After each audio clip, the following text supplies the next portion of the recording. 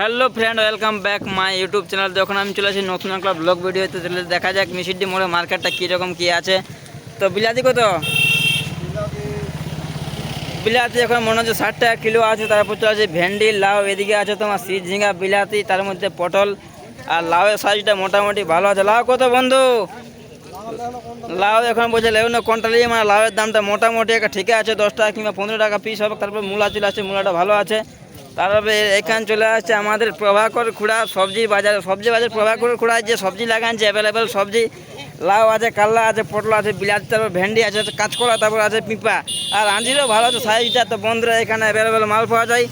দেখো বিভিন্ন রকমের মাল রেখেছে। মার্কেটে কোনো জিনিসটা অসুবিধা নাই, যা লাগবে তাই দিয়ে দেবে, গছা গছ কোনো অসুবিধা নেই বন্ধুরা। যেরকম দেখো ছাতা হয়, ছাতা এখন ফোটায় নাই, জল পড়ে নাই, তার জন্য ছাতা এখন ফোটায় নাই। তারপর চলে আসছি বন্ধুরা সেই আমাদের সেই লেভেলের মিষ্টি মোড়ের মার্কেট দেখতে। বন্ধুরা আজকে একটু ভিড়টা কম আছে, কারণ আজকে একটু জল তোলা আবহাওয়াটা আছে। আর গ্রামের মানুষ প্রায় ধান লাগাতে চলে গেছে, সেই জন্য মার্কেটে অসুবিধাটুকু আছে।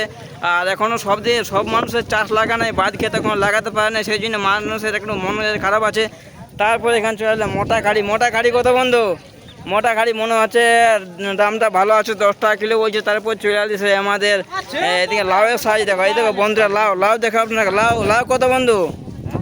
লাউ কত?